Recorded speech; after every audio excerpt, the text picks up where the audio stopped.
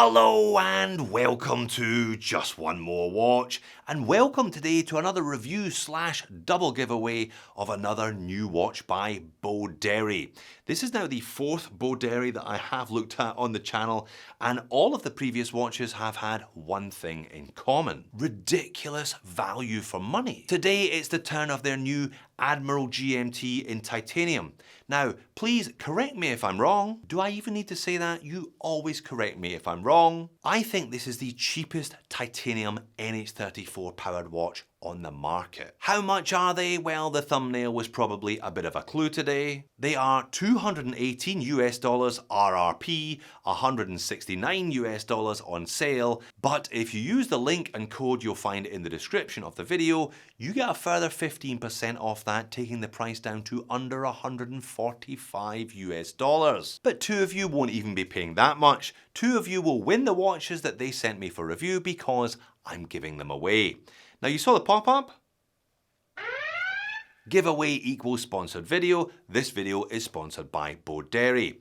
What do you have to do to win one of these watches? Stay tuned. And are they worth winning in the first place? Let's flip the camera and find out. All right, let's get into it. Like I said, they sent me two. They only do two different color versions. They sent me one of each. They do a black dial Coke and they do a polar dial, a white dial Pepsi. I've had a good play around with the Coke one.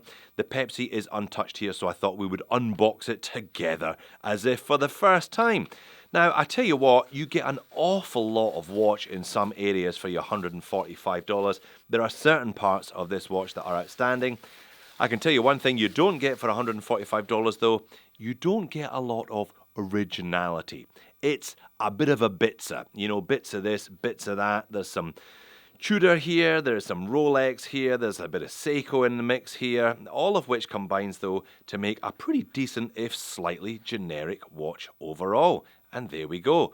Polar Pepsi. And even with the wrapping still on, I'm sure you can see what I mean here. 4 o'clock crown, but a decidedly Rolex-esque side profile. All right, let's peel these stickers off. And there we go. All right, let's see how many different watches we can spot in this Boderry Admiral then. I see a little bit of Tudor in this Polar Pepsi color variant. I definitely see some Seiko, particularly the SKX with that 4 o'clock crown. Definitely a Rolex side profile. We're back to GMT Master 2/SKX for the bracelet. Although look at the clasp they've chosen to put on this one. That one is a little bit Citizen or other Seiko. Back to the handset, we have a snowflake second hand straight off a Tudor. They're the only brand I believe that uses snowflake hands, and yet we have a slightly different arrow head, hour, and pencil sword minute hand. Yeah, all right, there's at least 4 or 5 watches all combining to make this one. Look, that's not necessarily the worst thing in the world. If you don't take any risks with design, you are unlikely to offend. You're just going to end up with something that looks a little bit generic, and indeed, the Boderry Admiral GMT definitely looks a bit generic. However, some areas are just outstanding. I'll show you the case and the case back in particular in just a second. Let's do dimensions. 40.7mm in diameter, 12.8mm thick with a 49mm lug to lug. Look at the case finish. It's exceptional. However, male endlinks on a Jubilee, which is pretty rare, that does puff that lug to lug out to effectively around 53. It does wear like quite a large watch therefore. 20mm lug width, no taper on that Jubilee, it is 20 all the way to the clasp. However, because this watch is titanium, as sized for my 7-inch wrist, it weighs in at 110 grams. So, a decent size, chunky GMT dive style watch, 110 grams. Flat sapphire crystal, 200 meters of claimed water resistance, screw down crown of course, and the movement in the back, no surprises, it's a Seiko NH34. And look at that case back, that is outstanding, that is remarkably nice considering the very, very modest asking price. Remarkable that it is made of titanium and has been machined to that degree as well.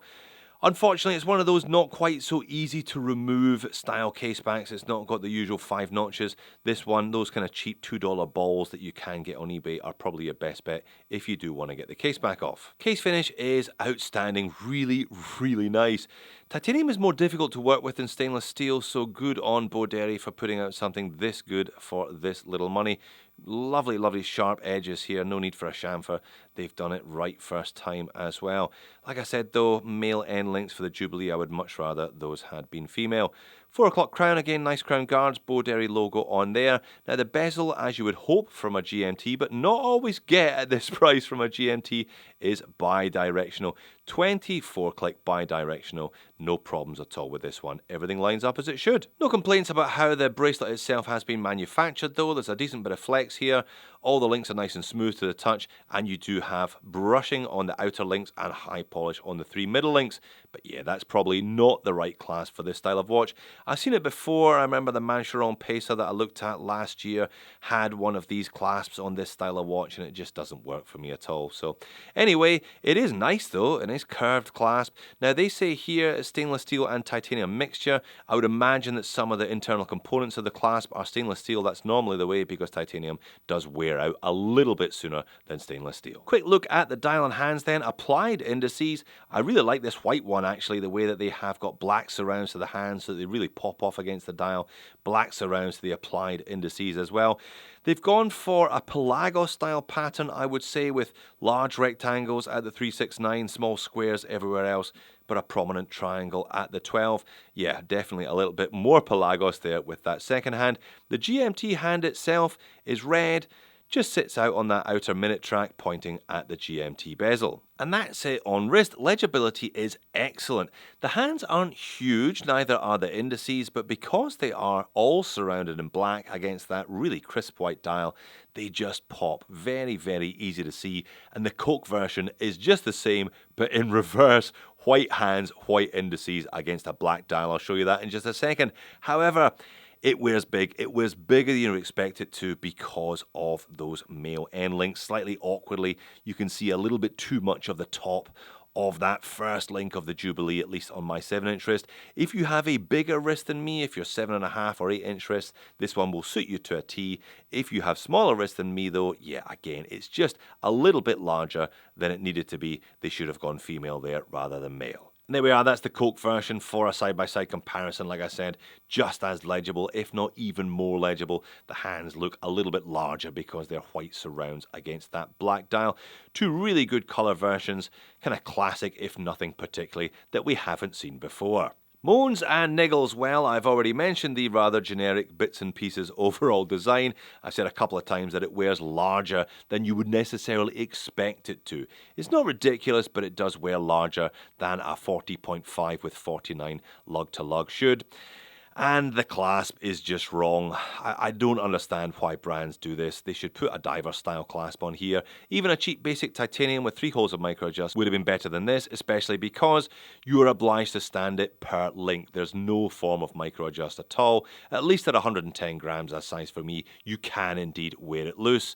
And I haven't shown you the lume yet, have I? Which is never a good sign. But what's wrong with that lume, Jody? It looks fantastic. And you're right. Initially, it looks fantastic.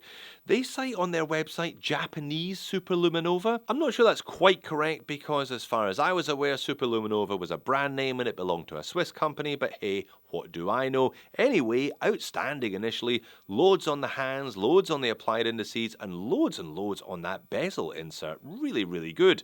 Unfortunately, when I turn the speed up, it's all over after about 3 minutes. So, by no means perfect, but a full-sized, Seiko-powered, automatic, titanium GMT with sapphire crystal for under $150. Honestly, this type of watch simply did not exist 6 or 7 years ago when I started this channel, and it is fantastic to see brands like Boderry doing ridiculously spec'd watches for really not a lot of money. Talking of money though, 2 of you won't even have to pay $145. You'll be getting these 2 for nothing. So, what do you have to do to win one of these Boderry Admirals then?